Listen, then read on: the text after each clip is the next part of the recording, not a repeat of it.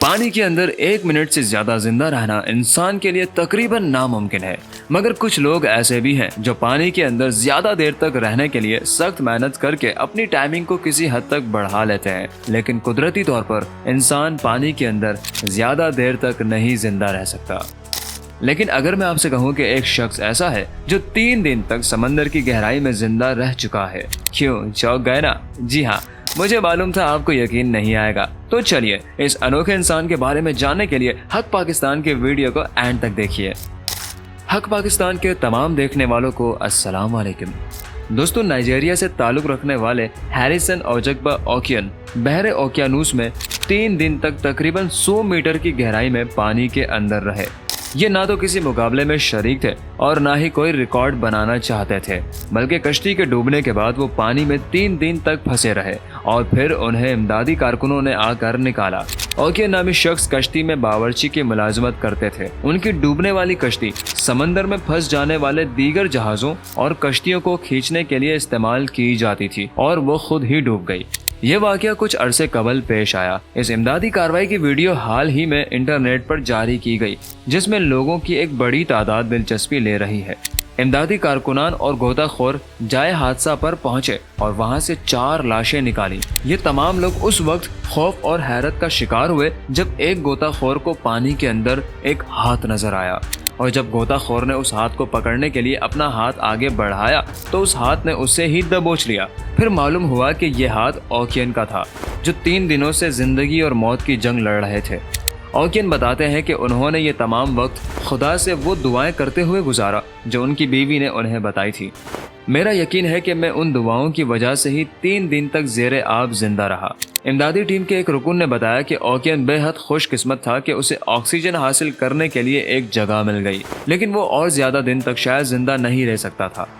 ओकियन बताते हैं कि वो सुबह जल्दी जागने वालों में से हैं।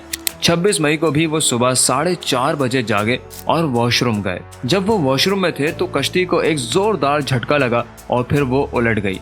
वो कहते हैं कि मैं नींद और गुनूदगी की हालत में था, हर तरफ अंधेरा था। मैंने फौरन कश्ती से लाइफ जैकेट तलाश करना शुरू की। फिर मेरे हाथ कुछ सामान और फ्लैश लाइट्स भी आ गईं। वो कहते हैं कि डूबती कश्ती के एक कैबिन में उन्हें कुछ जगह नजर आई।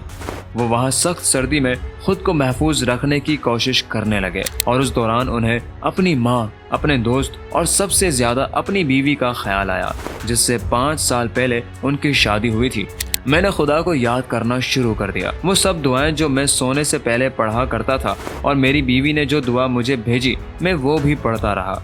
उन 3 दिनों में ओकियन सिर्फ कोला की एक बोतल पर गुजारा कर रहे थे। उन्होंने बताया कि वो ये सोच चुके थे कि मौत उनके बहुत करीब है। उन्हें एक कश्ती के इंजन की आवाज़ सुनाई दी और फिर उस कश्ती का एक एंकर पानी में गिराया गया। उन्होंने कश्ती के अमले को अपनी तरफ मुतवज्जे करने की कोशिश भी की, लेकिन शुरू में वो नाकाम रहे।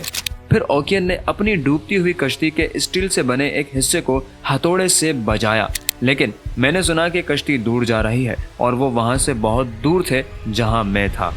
जब हॉलैंड में कायम एक गोताखोर कंपनी के कारकुनों ने ओकियन को बचाया, उस वक्त तक उसके घर वालों को ये बताया जा चुका था कि डूबने वाली कश्ती का कोई भी सवार जिंदा नहीं बचा। लेकिन किस्मत ओकियन पर मेहरबान थी, जभी तो पानी में इतनी गहराई के बावजूद भी वो जिंदा रहे और सही सलामत जिंदा बच गए और अपने घर सही सलामत लौटने में कामयाब रहे। ओकियन के घर वाले भी खुशी और हैरत से उछल पड़े।